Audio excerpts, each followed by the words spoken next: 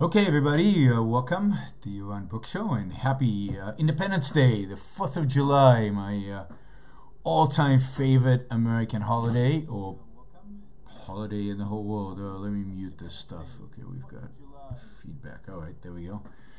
It's muted. So, again, welcome to Independence Day, 4th of July, favorite American holiday, favorite holiday overall. In general, there's no better time than there's no better thing to celebrate than the independence of the United States of America. I can't think of one. So we'll talk a lot about what that means, what America represents, what the 4th of July is. We'll be talking about that today. But I am in I'm not in America, which is kind of sad. But it happens. I'm in Zurich on the 4th of July this year. I was actually in Geneva just a few hours ago. Took the train down to Zurich, and I'm in Zurich today. I'll spend all day tomorrow here, and then I fly to Florence. I've been doing business in Switzerland. I think it's gone well, so that's always a good thing. Switzerland is a pretty cool place. Of all the European countries, it is probably the freest. Maybe some competition from Ireland these days. But basically, this is a relatively free country, relatively both economically and socially, a relatively free country, and always a good vibe. I mean, it's a laid-back country. It's a very relaxing place. You don't get kind of the intensity of a London, or certainly no intensity of New York.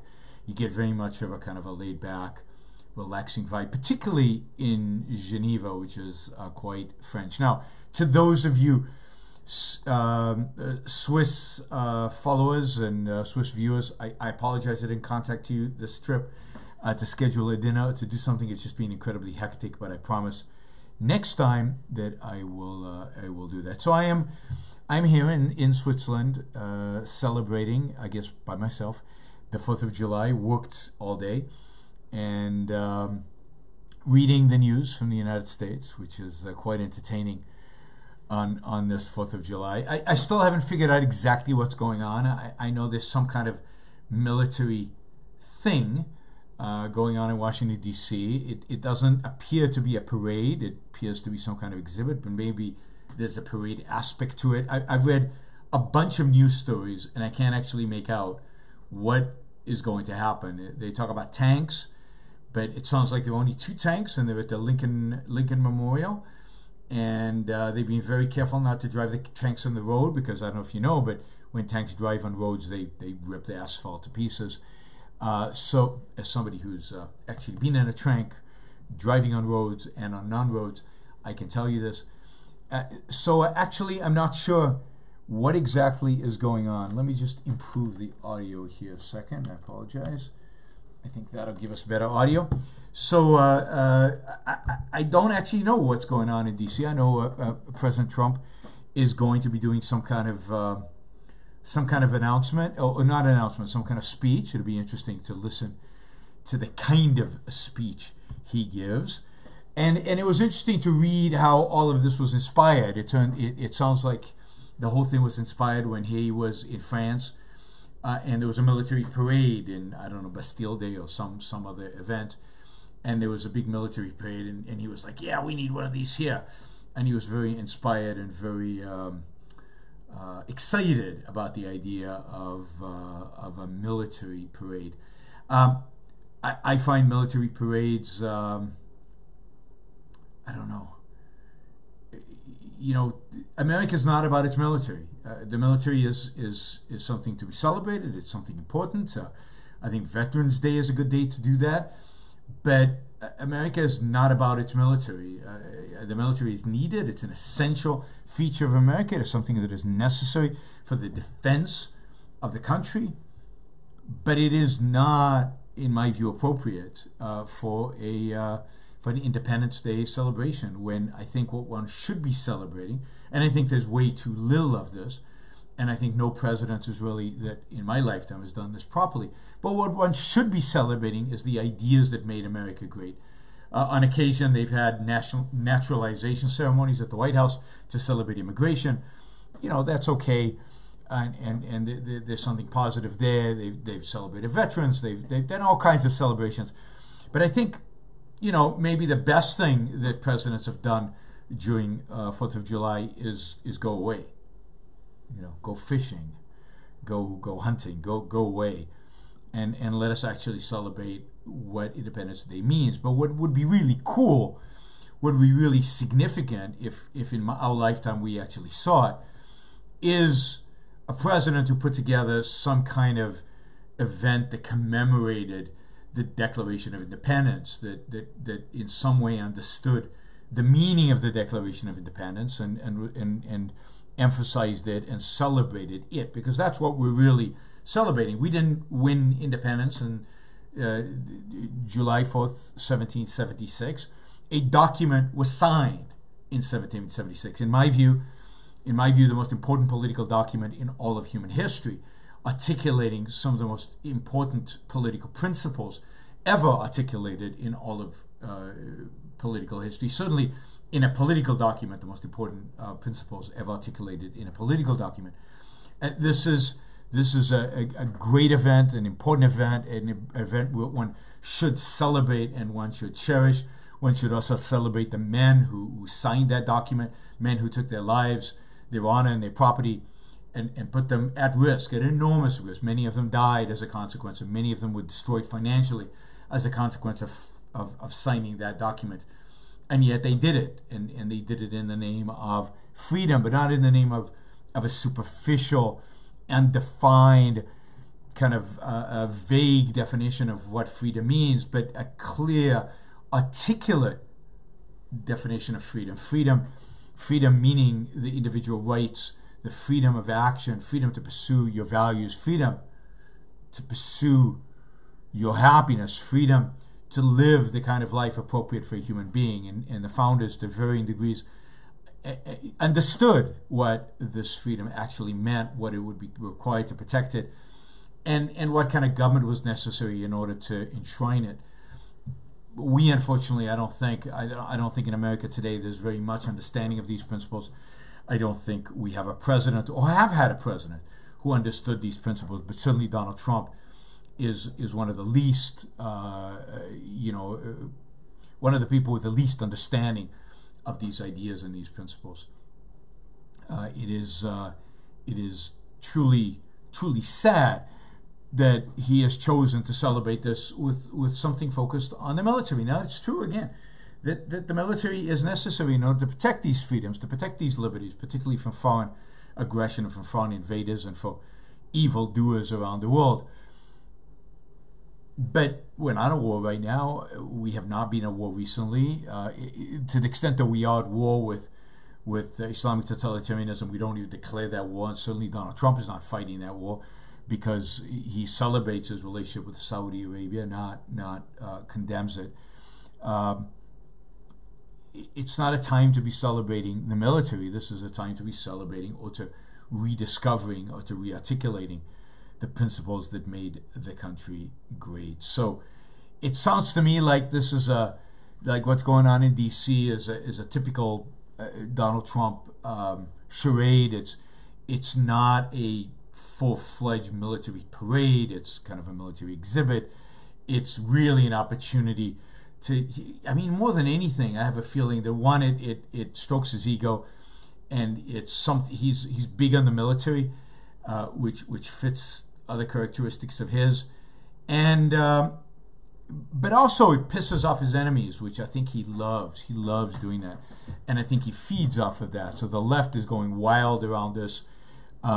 Even though, again, I think they're probably exaggerating what this means. But this, to me, is what I hate about military parades. Military parades are usually, not always, but because, as I said, he kind of supposedly fell in love with the idea of military parade in France.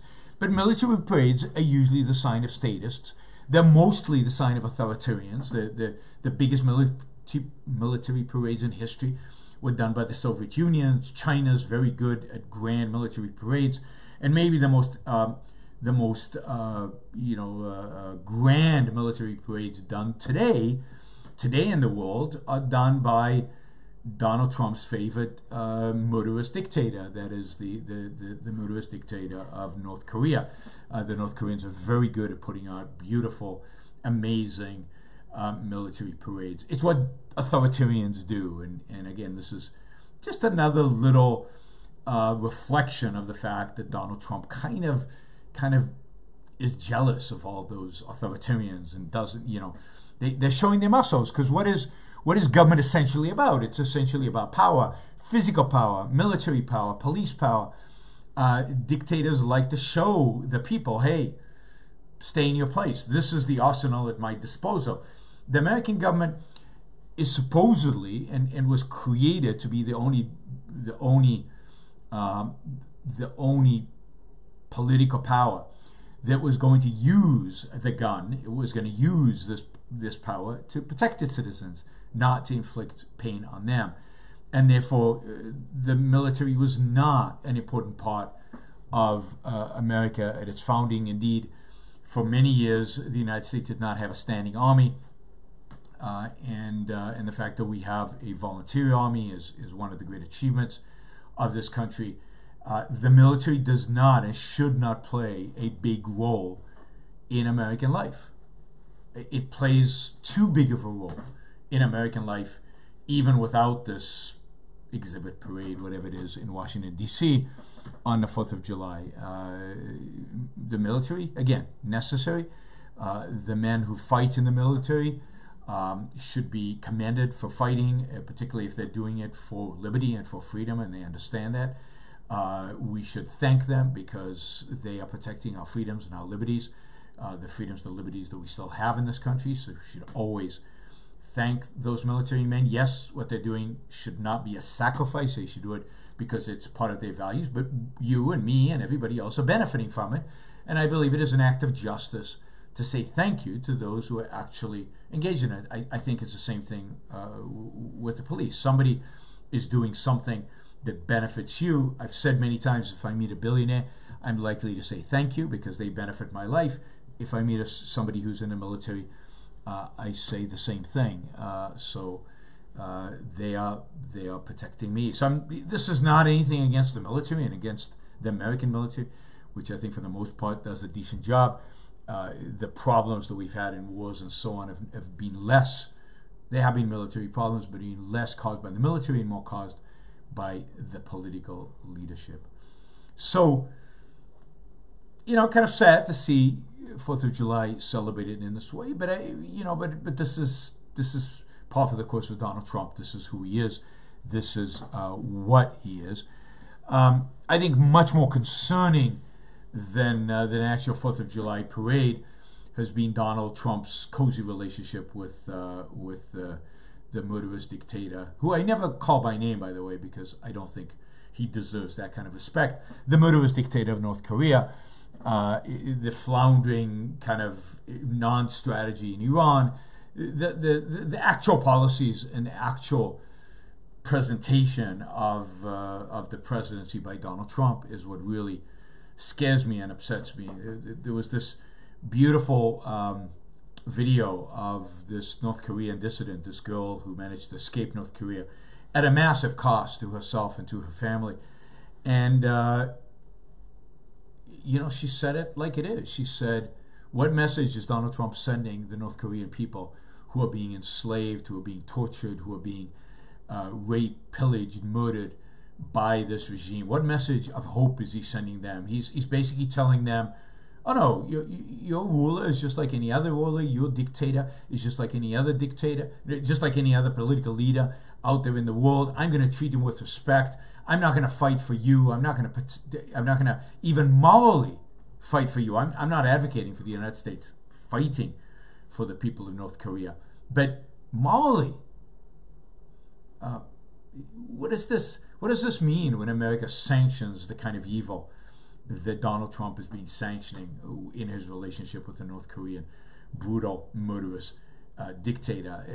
Shaking hands with him, hugging him, calling him he's got a love thing going on, and then walking into North Korea as if it's any other country, as if it's just another border, it's just another regime.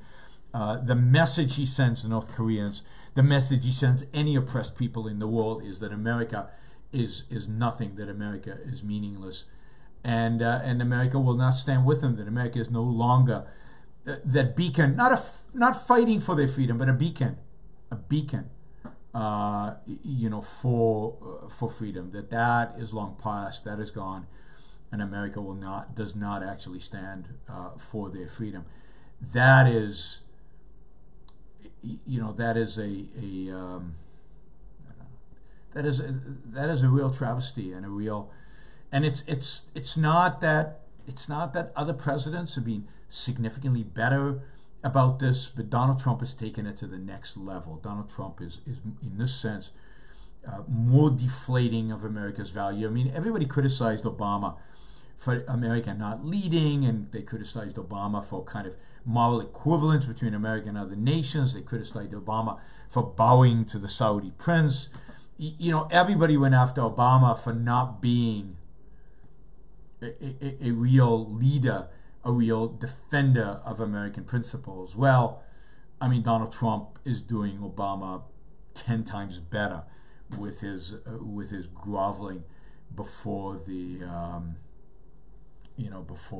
murderous dictator of North Korea. This is the lowest, I think, American foreign policy has sunk in terms of abandoning the idea of the value of liberty and the value of freedom to people around the world. And it's hard for me to understand the people who are defending this, and there are plenty of them, and there are plenty of people who listen to the show that have been defending, oh, this is the best alternative because this beats going to war. Why is war an alternative to this? War is not an alternative to this. You can shun this brutal dictator and still not go to war with him. Indeed, North Korea doesn't want war. This guy doesn't want to commit suicide. He doesn't want to die. He is, he's just a thug. He's just a thug. And to treat him like anything else is a great travesty. Many people say, this is just like Nixon going to China. In many respects, it is just like Nixon going to China. And Nixon going to China was a true travesty. I'm actually right now trying to find this quote from Ayn Rand, where she wrote about Nixon going to China and what that represented and what that meant, and and she thought it was an abomination, and she wrote very eloquently. That's why I'm trying to find it, because I think it was a powerful statement of the United States basically abandoning the principles, the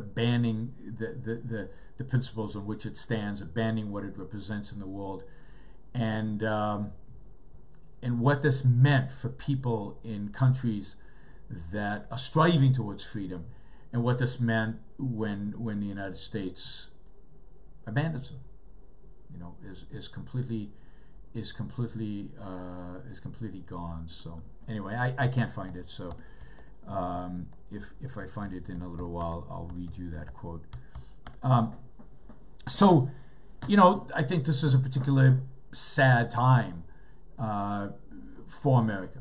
It's a particularly sad time for America. It's a particularly sad time to be celebrating the 4th of July with a president who has no understanding of what this country really stands for. And we'll get to that in a minute. But here is the quote from Ayn Rand. This is what she wrote about Nixon in China. Quote, "Morally, it was impossible to watch all those gracious ceremonies, benevolent smiles, lengthy handshakes, cordial speeches, and hold in mind the actual nature of Red China. One kept alternating between two feelings, the kind of unreality and childish amusement one feels at a circus, and the shock of returning to reality, the reality of China's terror, starvation, torture chambers, mass slaughter. I kept thinking of the thousands of men who tried to escape from China by swimming many miles under the gunfire of patrol boats to reach freedom in Hong Kong. What about them? I kept thinking. Whenever somebody uttered one of those ringing speeches about universal peace and love for mankind, isn't there anyone to defend them? The shock came from the realization that the smiling figure in the midst of the ghastly pretense on the TV screen was the President of the United States. It is America that all the enslaved peoples of the world look up to as the symbol of freedom and as their last hope. For the Chinese to see an American president drinking toasts to their jailers is so cruel a blow that in the name of humanity, no one should ever permit himself to deliver it. Now, that's Ayn Rand at her finest. That's Ayn Rand at her beautifully articulated. I could have never said it any better, but there's no difference between that and what we are witnessing right now in the case of North Korea. Now, some have said, but Nixon led to the opening up of China and to all these Chinese being freer today. Well, no, he did not. His trip was never necessary for that. China was not opened up, China was not freed up until Mao Zedong was dead, deep in a grave. And only then China was freed up, somewhat. And that freedom was not a result of America opening up. It was a result of the pragmatism, the brutal, unwavering, brutal pragmatism of Deng Xiaoping. Deng Xiaoping was a bad man, but when it came to freeing up his country in the name of pragmatic economic reform, he did it because he saw it worked. He's also the man responsible for the slaughter in Tiananmen Square. So he's no hero of freedom. So no, Nixon's gesture did not bring freedom to the Chinese people. Nixon's gesture did not create economic progress. Nixon's gesture was just a sheer, unequivocal, unmitigated betrayal of those in countries like China and North Korea who still strive for freedom, who still look up, who still dream of escaping, as was articulated by that brave young girl who criticized President Trump for his meeting. And it was shocking to me, the number of comments beneath that attacked her. Oh, she's in with the left. Because that is the state of American culture today. That everything is tribal. Everything is either left or right. Everything is either pro-Trump or against Trump. Criticizing Trump means you're on the left. No matter what your other values are, no matter what you actually stand for, no matter what you represent, any attack on Trump represents belonging to some tribe of the left. Complete and utter garbage, complete and utter nonsense. But all people can think is this in this duality. Trump equals right, left, I don't know, Bernie Sanders, Elizabeth Warren equal left, and everybody's against Trump belongs with the left. That is unthinking. That is a negation of reason. It is the negation of thought. The world is not divided into a right tribe and a left tribe. Indeed, the differences between the tribe today of the left or the political policies of the left and the political policies of the right makes them all a bunch of collectivists. Now, there are nuances between these collectivists. So some are collectivists of the right and some are collectivists of the left, and that is a useful distinction. But some of us are individualists. Some of us believe that you never stand with evil, that you never shake evil's hand, that you never compromise with evil, that you never call evil your friend, that you never negotiate with evil. That Nixon made a mistake by going to China. A mistake is too kind. But Nixon was a total pragmatist, so one can understand why he did it. Trump is even a bigger pragmatist than Nixon, and one understands why he does it. And yet, one should criticize him for doing it. and one should criticize him, particularly on the 4th of July. Because what he does when he goes to the North Korean dictator and hugs him, what he does when he waves a communist flag, what he does when he steps into North Korea as if it's any other country, is betray the principles that we celebrate on this 4th of July. He betrays the ideas that are at the core of the founding. He betrays America, just as Nixon betrayed America and what America represents for whatever people out there in the world who still value their liberty, their freedom. And some of you, I've seen, have said, but Yaron, you're for trade with China.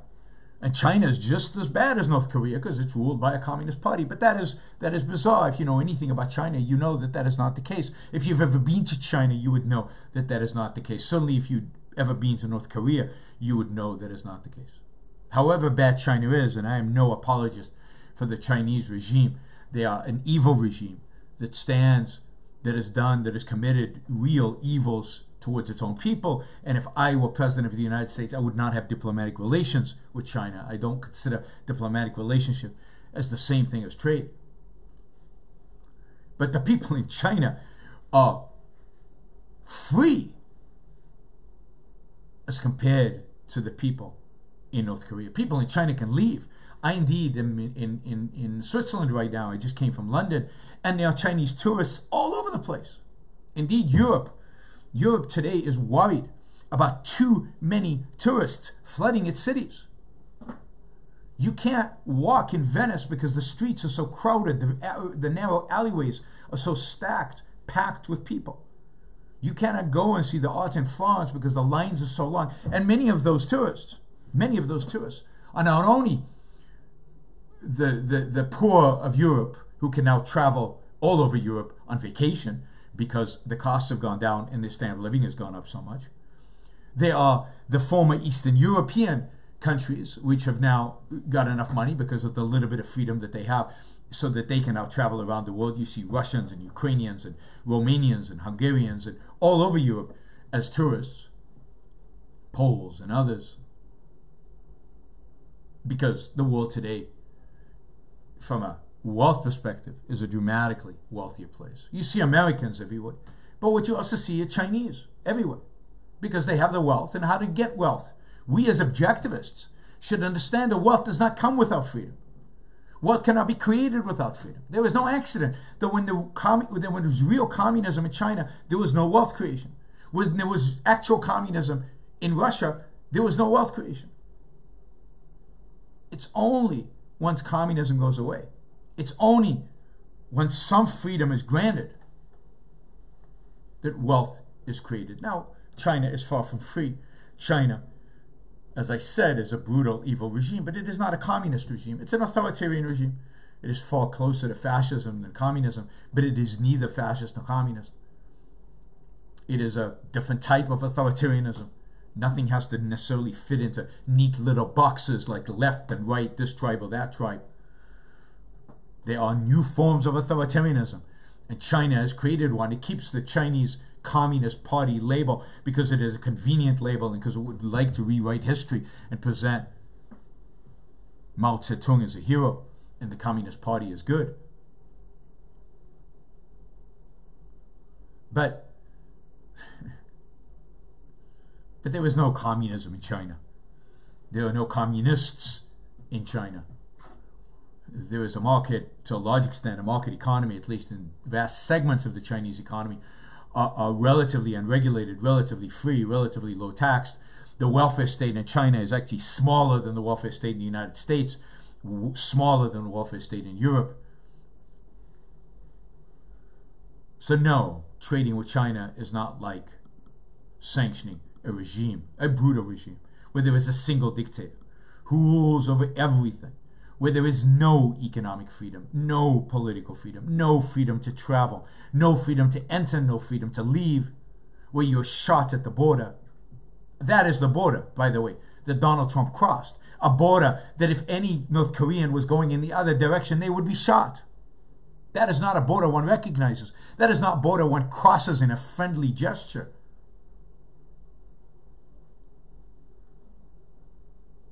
it is hard, and I don't know what to do to convey to you the extent of the evil that represents. I read the quote from Ayn Rand. I mean, to me,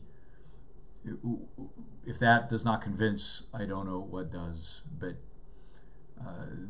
Donald Trump's whole relationship with the murderous dictator of North Korea, and is representative of his absolute, unmitigated pragmatism, anti-freedom, anti-principles attitude, and the fact that so many people who have called themselves pro-American, who still call themselves pro-American, support the president in this action. I see it on Facebook. Is truly, truly scary, ominous for our future, and ominous in terms of the understanding that Americans today have of what it means to be an American and what America actually represents. Okay. All right, I'm going to take a few Super Chat questions, and then I'll return to the 4th of July theme. Advice for promoting objectivist ideas in Sweden. I mean, I don't think Sweden is any different than any other country. The best way to promote objectivism in Sweden is to get people to read Ayn Rand's books, to get them to read The Fountainhead and Atlas Shrugged, and then the nonfiction books. I will also say this, and I think this is an underappreciated way of promoting objectivism anyway, and that is there's a ton of material online. There's a ton of material online by objectivist intellectuals, from Harry Bensway and Leonard Peikoff to the intellectuals at the Ayn Rand Institute. There's a lot of op-eds, there's a lot of articles, there's a lot of Ayn Rand articles online. Link to them, promote them. Use social media in your local countries, in your local languages, to promote the massive quantity of information and intellectual content that is available on objectivism online. The fact that it is online for free, that is what activism should be about today, is to try to get people to consume that content.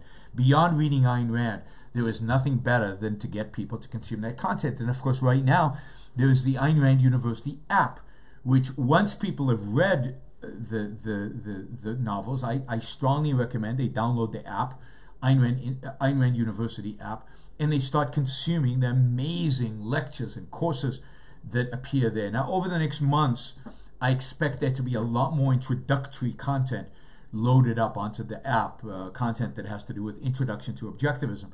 And then it becomes even more relevant for people just being introduced to the ideas. But, you know, get Ayn Rand into the debate, get Ayn Rand into the discussion. If there's a debate going on in Sweden about the welfare state, link to some article that Ayn Rand or Leonard Peikoff or one of the other objectivist intellectuals have written about the welfare state and get people to consume it. I've got a talk that I gave in Bergen, Norway, about the evils of the Scandinavian welfare state. Use that. Use existing content. Don't try to recreate the wheel. Use as much existing content. There's a big project in Brazil where one person basically is taken on to translate, to provide subtitles to hundreds of videos of Ayn Rand, of myself, of other objectivists in Portuguese.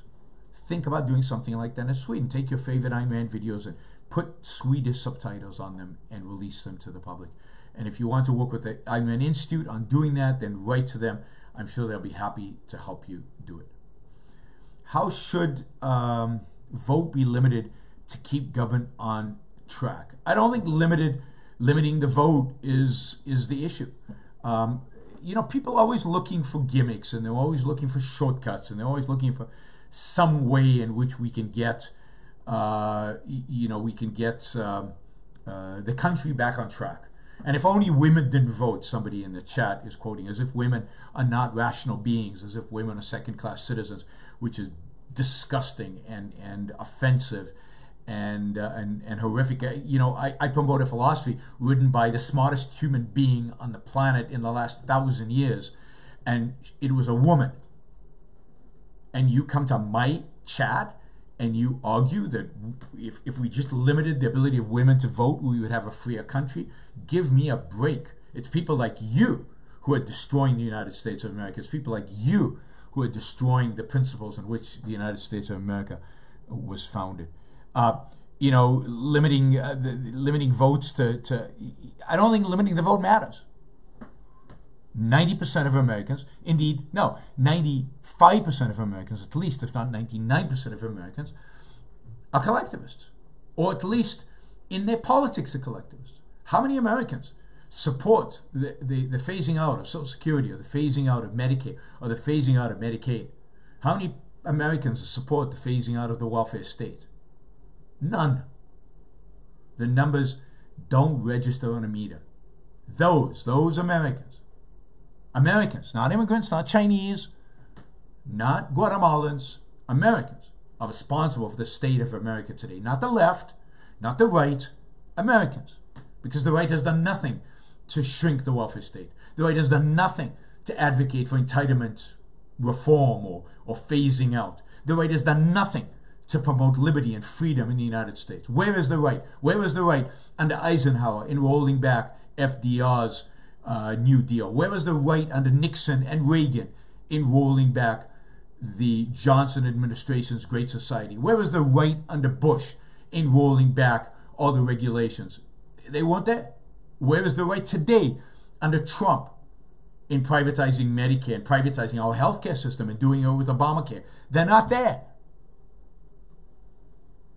So it's not like the right is going to get our government back on track. It's not like voting Republican is going to get the government right on track.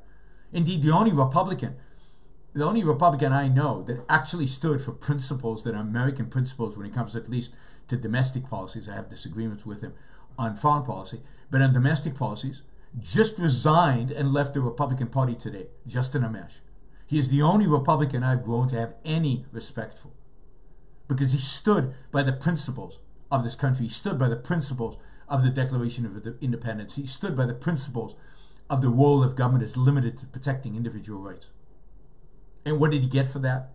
He got for that harassment from the President of the United States and the whole Republican infrastructure, the whole Republican leadership. That was his reward. And good to Justin Amash for leaving the Republican Party today. That was the one good thing that I can point to in politics today on this 4th of July. So there is no way that through voting we will get the government back on track. The only way to get the government back on track is to change the views and opinions and philosophies of the American people. You don't do that in politics. You do that in education.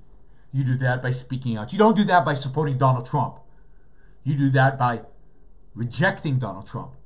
You do that by standing up for the true principles on which the United States of America stands for. The principles of individual rights, the principles of individualism, the principle of the pursuit of individual happiness, the principle of man's rights, man's inalienable rights.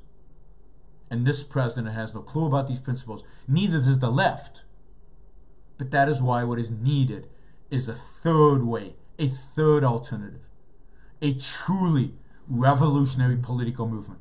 A political movement that is not the Tea Party regular conservatives hanging signs up that they don't understand, but a true political movement of the founders, a true political movement that is in defense of the Constitution, in defense of the Declaration of Independence, a political movement that stands for individual rights, a political movement that stands for capitalism and freedom, and the winding down of the massive government spending that exists today, the winding down of the massive involvement of government in our economy and in our lives. A principled stand for America. And you know what? We're going to be a tiny little movement. And you know what? We're going to lose every election in the beginning. And you know what? Maybe the left will actually win for a while. Maybe the right will win. I don't know who will win.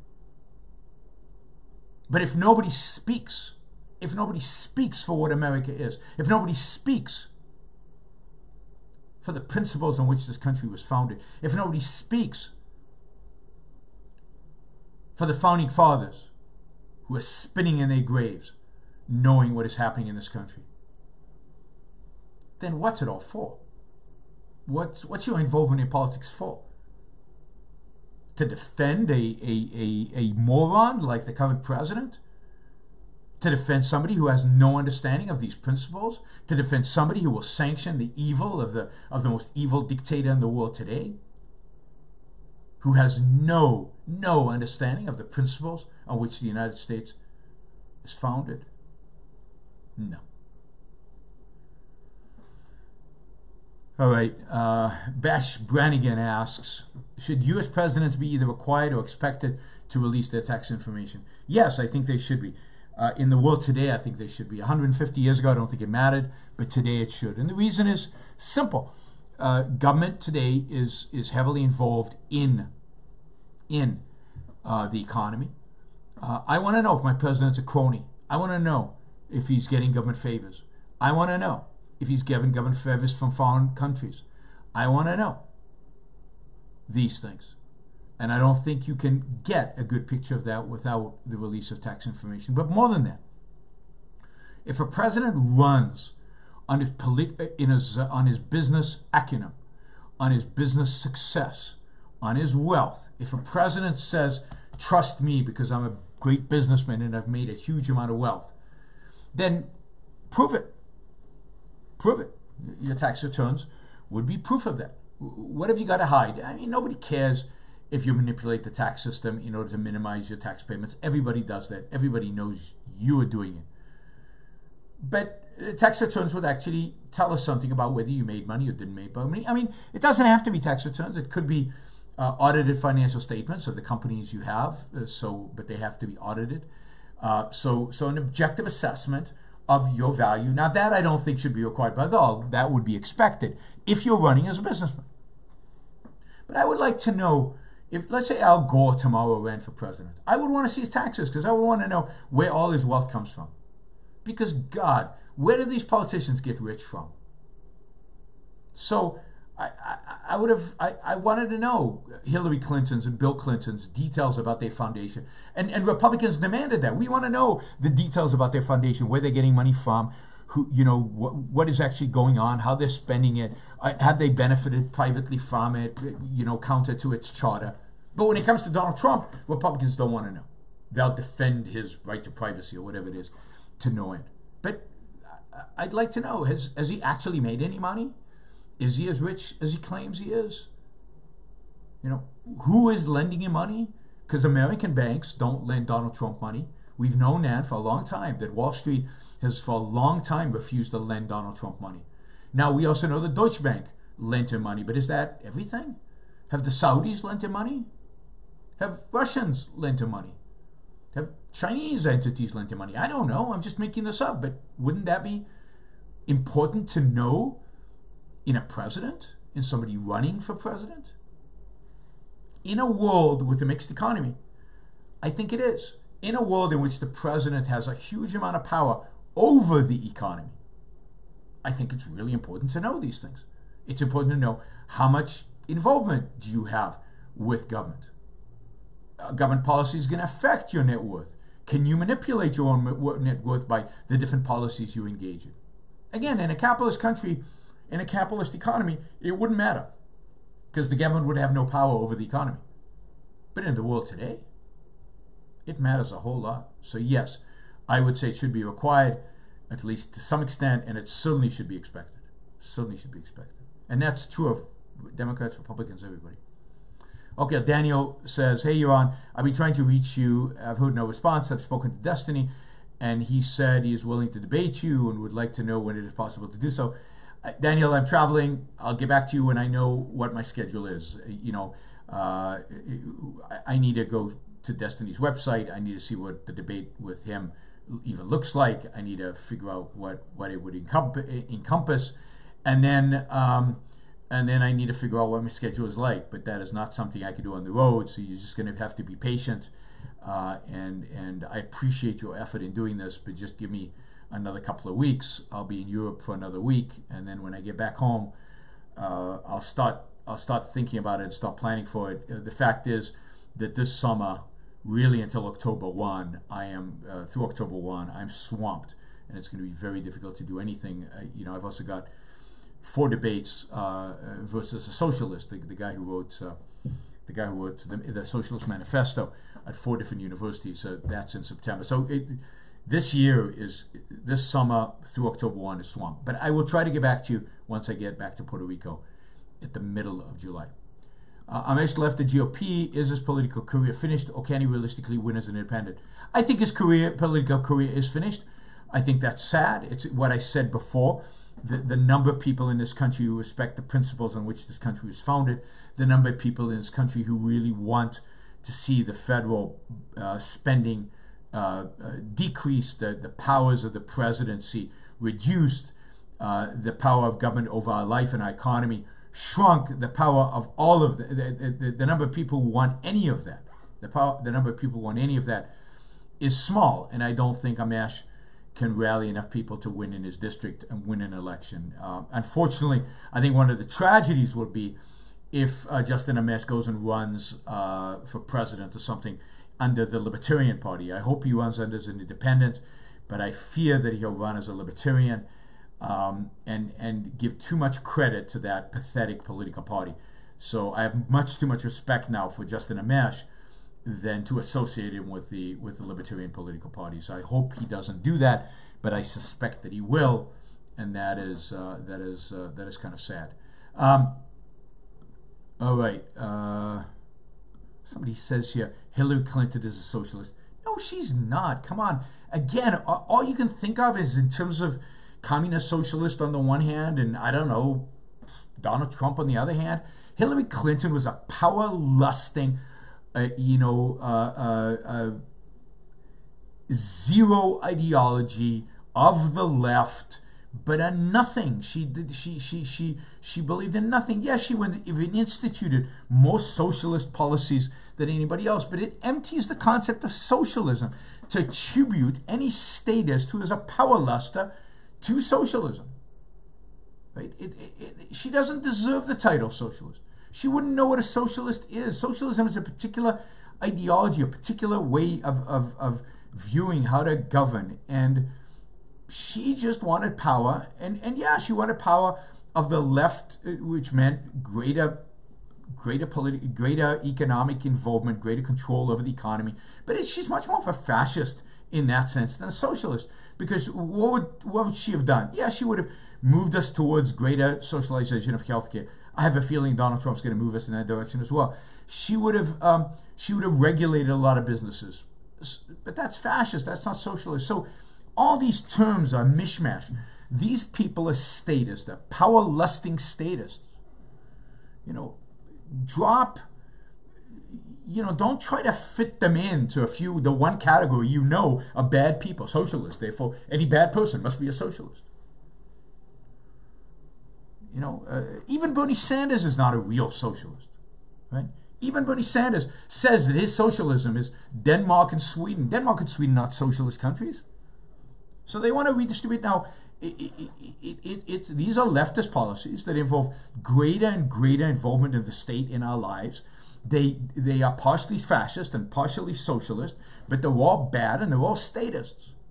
But they're not talking about the workers taking over the means of production. They're not talking about the state nationalizing. Jeremy Corbyn in England, in the UK, is a socialist. He is talking about nationalizing the railroads and nationalizing industry and taking over, potentially nationalizing banks.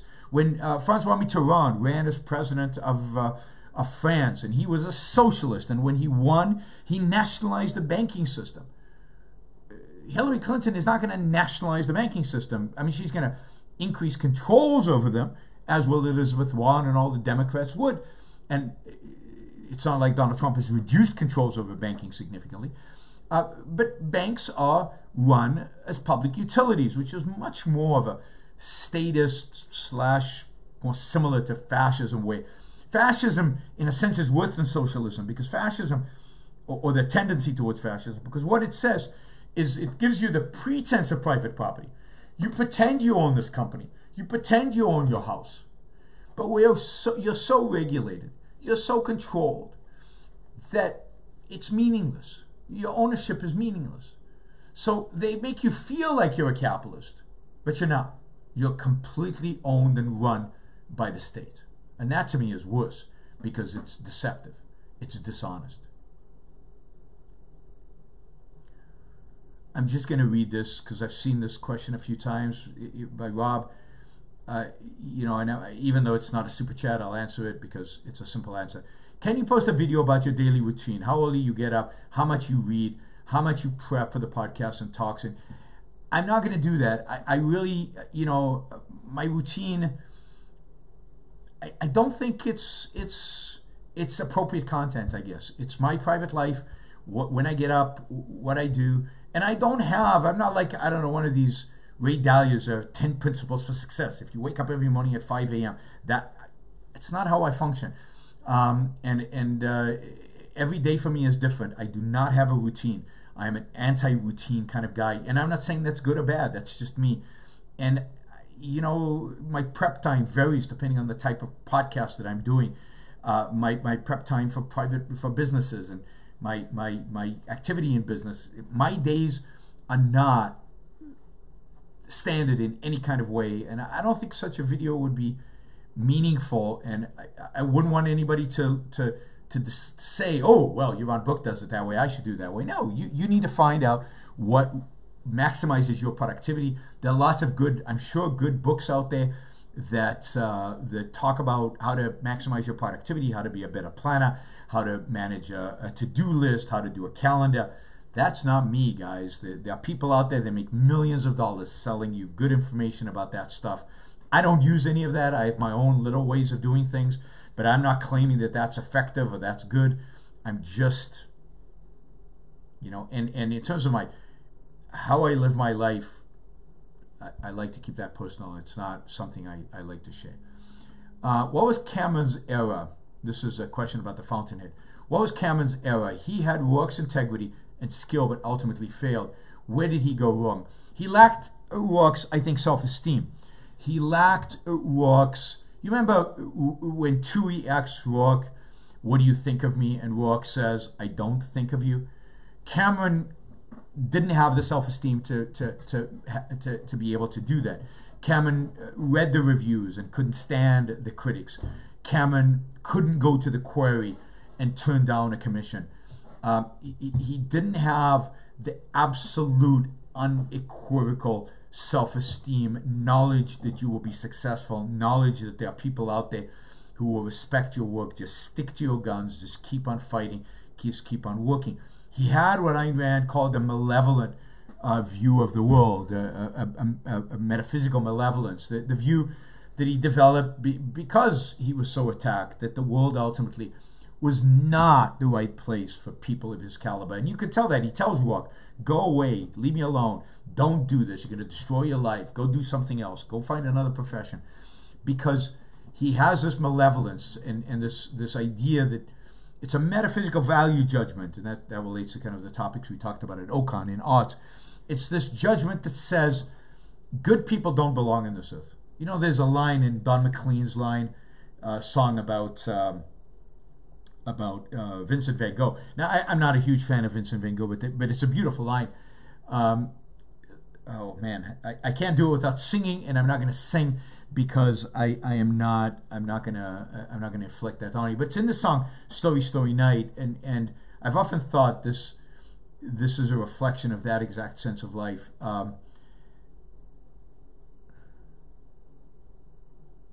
That this world was never meant for one as beautiful as you. This world was never meant for one as beautiful as you. And Cameron has that sense of life. This world was never meant for men like him and Rourke, men of integrity, men of who value independence and beauty and skill and of great art. And Don McLean in I think that song "Story Story Night," which is a beautiful song. It's one of my favorite kind of pop songs. I think captures that. And that line, "This world was never meant for one as beautiful as you," I thought is a powerful line. And think of all the other geniuses, and think of all the other great men and women who were not appreciated until after their death, maybe sometimes until hundreds of years after their death, who were not appreciated for their ability and whose lives were destroyed as a consequence. Some of those people let that get to them. And I can understand why. I mean, there are days where I feel like, hell with this. What do I need all the people, all the hate, all the and all the ignorance, all the all the I don't know, blockheadedness, the what do I need? All the attacks on me. Why? Because I dare call Donald Trump on what he is and who he is, or because I actually think in principles on issues like immigration. What I need all this hatred for? So I can see why, and it can get depressing, and I can see why Cameron can get depressed. I mean, the stuff that I do, and look how few I could focus on how few people follow me on YouTube, and how little money I get on Patreon or whatever, and all this stuff, and I can focus on that negative, and that will get me really, really depressed, and I think that's what Cameron does. Or I can focus on the few people who get it, on the thinking minds out there, on the independent people, and the good people, and the people who see Rourke's genius, on the people who value what I do, on the people whose lives I have changed, and I know I've changed some of your lives. I can focus on that. And by the way, one of the reasons I so value it when you come up to me, and I really do value it, and I hope I convey this. When I speak to you. It's because it is hard to be attacked constantly, and I'm not comparing myself to Rourke, but Rourke and Cameron are, or to Cameron. I'm not comparing myself to either one of those. And to find the people who are my kind of people, to find the people who respond to what I'm saying, to find the people who are independent thinkers and think for themselves. I mean, that's huge. It's to a large extent the fuel that keeps me going, and at the end it was the fuel that kept Rourke going, because he wasn't stuck in the quarry forever. He did get out of the quarry. He did find his people. He did build his buildings. He did do it. He did succeed, right? So and that's why reading The Fountainhead is so powerful, because the Rourke's success gives me fuel, and should give you fuel, and it should give all of us fuel for to succeed and to strive on in spite of the obstacles that we might face. And again, I'm not comparing myself to Rourke, but we all face obstacles. We all face obstacles. That is part of life. Cameron faced a lot of them because of his genius, and it was very hard for him to cope. Very hard for him to stand up to that, and I completely understand that. Daniel says, objectivism has changed my life. It has been challenging, but life is great. Can't wait to hear you talk about the Democratic frontrunners. Yeah, I'll get to the Democrats, and I'm not going to say anything new or anything spectacular about the Democrats. I'm going to hate them all. I'm going to hate them all in varying degrees. Some of them I'll hate more than others. Right now, probably the woman I hate more than anybody is Elizabeth Warren. I think I'll be hating her more and more as the campaign goes on, primarily because she's the most intellectual of them, and primarily because she has actual proposals that one can critique, versus the other ones who are just acting like normal politicians and slogans and BS and demagoguery. She's actually making proposals, and then you can read those proposals and discover how evil they really are, and see the full consequences of what would happen if they were implemented. So I don't think you'll find anything surprising in what I say about the Democratic frontrunners. All right. Looks like you're staying at the Adler Hotel, my usual place when I'm in Zurich. You must try their cheese fondue. It's so absolutely fantastic. Unfortunately, Nicholas, I'm not staying at the Adler Hotel, and they don't have a cheese fondue place here. They have a pasta place. This is the Sheraton, so it's not the Adler. It's one of the Sheratons. There are a couple of Sheratons in town. So I'm not at the Adler Hotel, but thanks for the recommendation about cheese fondue, which is a very Swiss thing and a very cool thing. So Zurich is, and generally Switzerland is one of the most beautiful places on planet Earth. A gorgeous, gorgeous place. Can you share your thoughts on the latest SCOTUS ruling on takings? Is it as good as it sounds? Let me hold on that, because I've just skimmed it. Skimming it doesn't seem that it's as good as it sounds. So, but I want to make sure that I know what I'm talking about. So let me get back on that. It's on my list of topics to do a little bit of research on before I actually engage in it. What do you think about Eric Hoffer? He wrote about how people give up individualism to join mass movements. He had an interesting life, working class, self-taught. I mean, I know only a little bit about Eric Hoffer. He did write about individualism, but to him, individualism, as far as I understand it, and I don't want to misrepresent here, and I'll have to read more about Eric Hoffer, was much more on the subjectivist side of things. It wasn't. He didn't recognize any kind of form of objective morality, and I'm not sure he even recognized the existence of objective reality. He definitely was a self-taught, successful human being. He was obviously very smart and very motivated, and I respect any self-made man in that sense. But I do think that at the end he had quite a bad philosophy, a bad idea of what individualism is. And it's often the people who stand up for individualism but present it as something wrongly that give a bad name to individualism and legitimize the collectivists, legitimize those who fear individualism becomes anarchy or becomes hedonism or becomes narcissism or becomes nihilism. As, for example, in the show that I did about the conservative civil war, the first thing conservatives believe that individualism, or what they call self-autonomy, leads necessarily to nihilism and hedonism. And if that's what you believe, then it's easy to see why they would be for, I don't know, some form of emphasis on values, and the only place they can think of that values can come from is religion, and therefore they advocate for religion. So it's important that when we talk about individualism, we know what we mean, and we mean the right thing. And other than Ayn Rand, and the Enlightenment figures, including the Founding Fathers, very few people really understood what individualism meant. Individualism means being guided by a morality that is true to man's nature and is appropriate to his survival, and is guided by an understanding of objective reality and the existence of objectivity, guided by reason. And both the founders and Ayn Rand understood that the reason is the center, is what it means to be an individual, to be guided by your own mind, to be guided by your thinking, to be guided by facts and logic and the reasoning of your own mind, not by emotion, not by whim, not by feelings. Since 2015, you've changed my life. Thank you. You have been a better teacher, father than anyone in my life. The silent majority should give you fuel. No, we are here. Ignore the vocal hating minority in chat. I do for the most part, but sometimes, and it's not so much in the chat because the chat is full of weird, racist, bigoted nutcases. It's more if I post. What really gets me depressed? I mean, not depressed, but gets me down. Is I posted this appeal by this young, by this young Korean woman who. Really risked her life, and many people died in order to make it possible for her to escape and to make it into South Korea and to the United States.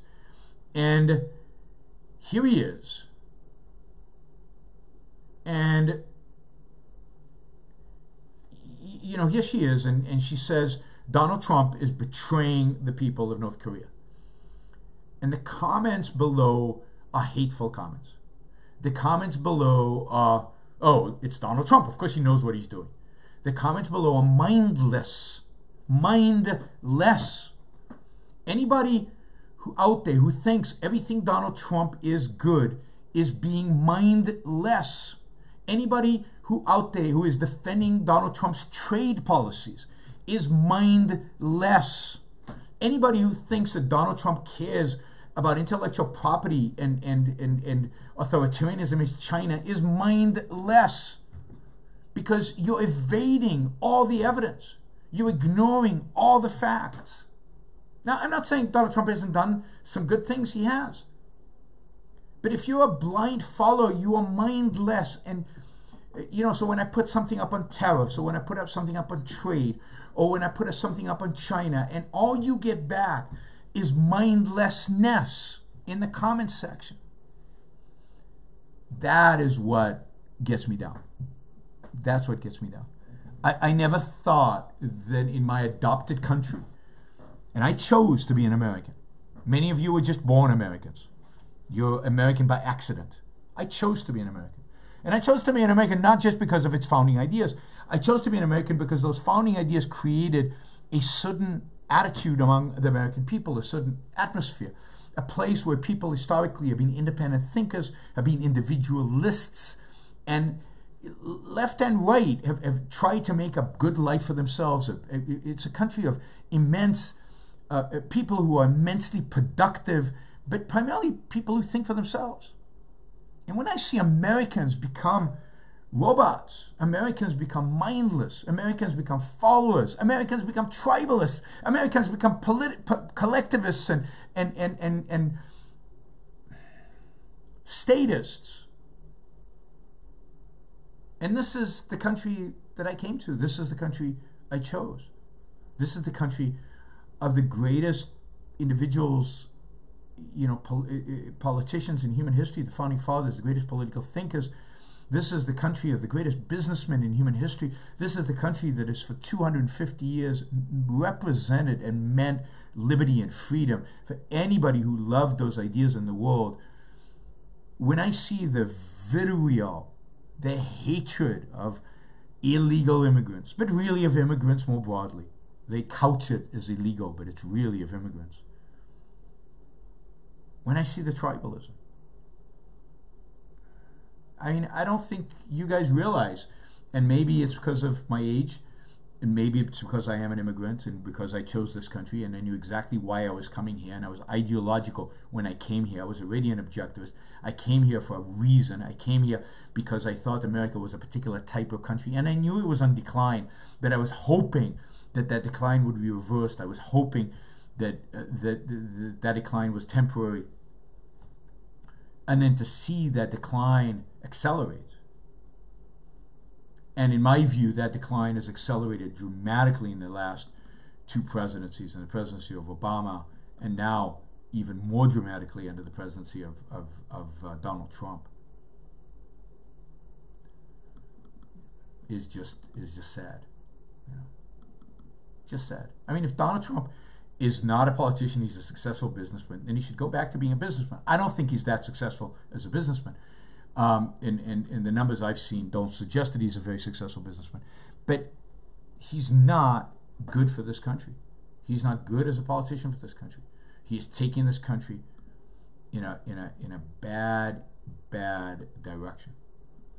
And what I've seen of this country in the last 2 years under his presidency, I never thought I would see. I thought that the backlash to Obama would be a revival of individualism, a revival of pride in a real America, a revival in American leadership, not military leadership, but leadership in America striving towards creating a free world. None of that is there.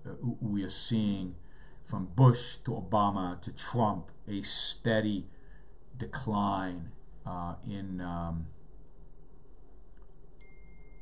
the country, in the ideas guiding the country, in the ideas of the people who live in the country, in the ideas that they are willing to fight for. By the way, the song that I referenced, the Don McLean song, is called Vincent, not Starry Starry Night. The opening line is Starry Starry Night, because that's the name of the painting, Van Gogh's painting, called Starry Starry Night. But the song is called Vincent. That's Vincent Van Gogh, Vincent's first name. And if you've never heard the song, I highly recommend get YouTube, open it up, look for the song Vincent by Don McLean. He wrote it and he performs it. It's a beautiful, beautiful song. And even if you don't like Vincent Van Gogh's painting, as I'm not a great fan of, I think you will like the song.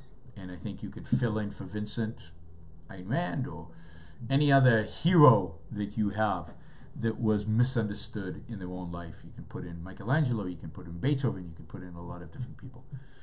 All right.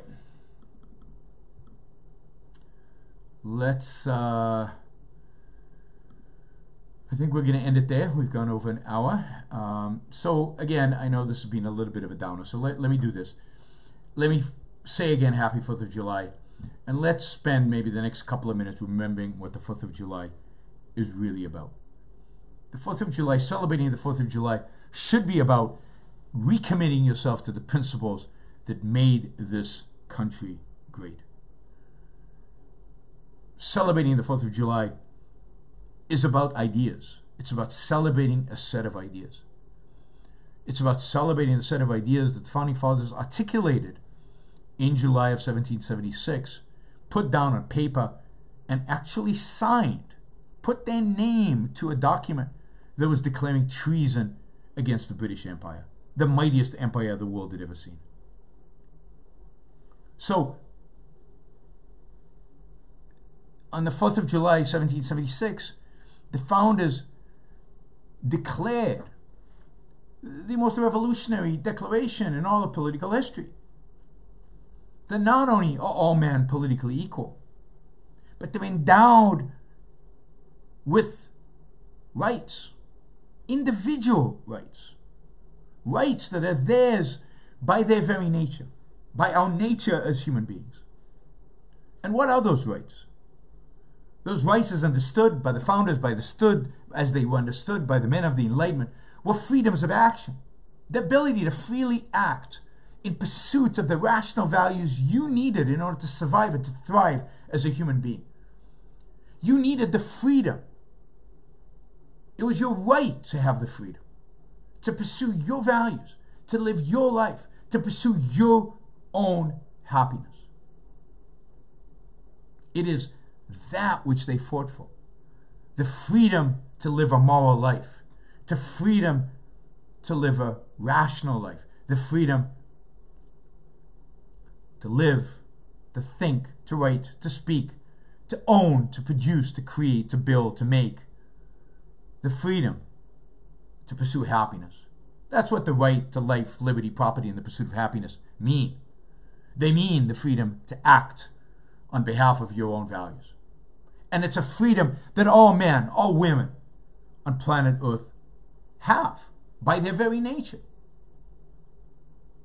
But sadly, it is a freedom that in most places and in almost all time has never been protected. Indeed, has been violated. It is a freedom that we do not have anymore, even in America. It has been a freedom that has been curtailed. It is a freedom that continues to be curtailed. It is a freedom that really, since the Declaration, has been constantly under attack by our politicians, but more than anything, by our intellectuals. And it is time to stand up for that freedom. It is time to recommit ourselves to the principles of that document, the Declaration of Independence. It is time to recommit ourselves to the right to life, liberty, property, and the pursuit of happiness. We recommit ourselves to the idea of political equality. We are all equal before the law. We are all equally free. And as such, we should be left alone, protected and left alone. Leave your tribes, leave your political parties, leave your worship of politicians, and rediscover the values that made this country the greatest country in human history, the values, the ideas that made this country the freest country in human history, and therefore the richest country in human history. Rediscover the values of America. Rediscover the ideas of America. And maybe then we can talk about what it takes to make America great again. Because what it takes to make America great again is nothing that Donald Trump would understand. What it takes to make America great again are the ideas of the founding. That's what we need to rediscover. That's what we need to start talking about. That's what we need to be shouting from the top of the mountaintops. That is what not only will lead to greater freedom in America, but will ultimately lead to the fall of the North Korean regime and to greater freedom around the world. So let's fight. Let's fight for freedom, for individual rights of every human being on this planet. Starting right here in your home, wherever you happen to live, let's fight for the freedom to pursue each one of our happiness. thank you all. Have a great 4th of July. Go see some fireworks. Enjoy. I'm going to miss the fireworks. Fireworks in Puerto Rico are fantastic because my condo is right where the fireworks are, so I see them at eye level, and it's fun. So I'm going to miss that. Have a great 4th of July. Enjoy the fireworks for me, and I will talk to you hopefully soon from Florence, Italy. Bye, everybody. Have a great 4th of July.